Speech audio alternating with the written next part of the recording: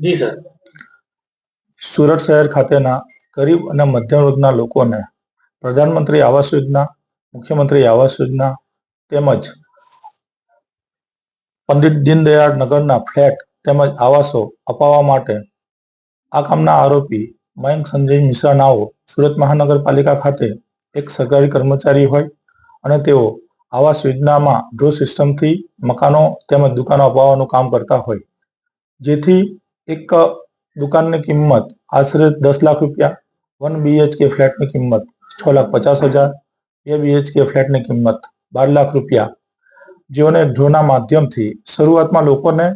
વિશ્વાસ અપાવવા માટે સ્ટેટ બેંક ઓફ ઇન્ડિયાના ડિમાન્ડ ડ્રાફ્ટ તેમજ સિક્યુરિટી પેટે ચેક આપેલ, તેમજ બાદમાં પંડિત દીનદયાળ નગર આવાસ યોજના અંતર્ગત પ્રમુખ, ઉપપ્રમુખ તેમજ ખજાનચી નાઓના બોગસ લેટર ઇસ્યુ કરી તેમજ વડાપ્રધાન આવાસ યોજના, મુખ્યમંત્રી આવાસ યોજના અંતર્ગત સુમન લિપિ આવાસ યોજનાના કાર્યપાલક ઇજનેરશ્રી જગદીપ એન્ડ પરીખ નાઓનો બોગસ લેટર ઇસ્યુ કરીને લોકોને આવાસ તેમજ દુકાન તેમજ રોકેલા નાણાં ન આપી આરોપી પોતાનો મોબાઈલ ફોન બંધ કરી અને નાસી ગયેલો હોય તે સંદર્ભે ગુનો દાખલ કરી સુરત શહેર પોલીસ કમિશનર શ્રી અનુપમસિંહ ગેહલોત નાઓએ આરોપીને પકડી પાડવા માટે સૂચના કરતા સંયુક્ત પોલીસ કમિશનર સાહેબ, ક્રાઇમ સાહેબ, અધિક પોલીસ કમિશનર શ્રી, મદદનીશ પોલીસ કમિશનર શ્રી ક્રાઇમ તેમજ અમારી ટીમના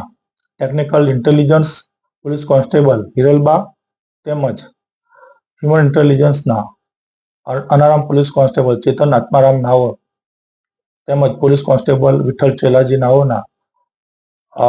આરોપી વિશે વર્કઆઉટ કરી તેનું લોકેશન દિલ્હી ખાતે આવેલ હોય, જેથી તાત્કાલિક ટીમ રવાના કરી ભારે જહેમત બાદ આરોપીને ત્યાંથી પકડી પાડી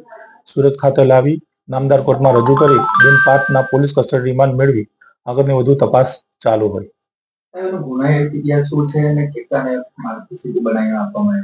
સુરત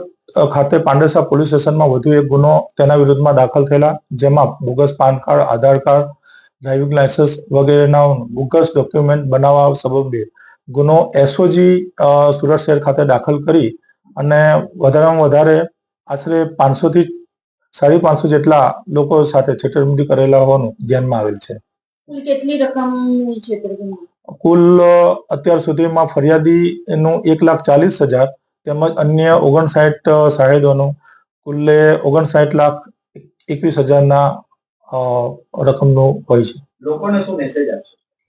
લોકોને એવા મેસેજ આપવા માંગ્યું છે કે જે આવા લેભાગુ તત્વો છે, જે આવી યોજના અંતર્ગત જે સ્કીમો બનાવે છે, તેનાથી સાવધાન રહી અને રહેવું જોઈએ।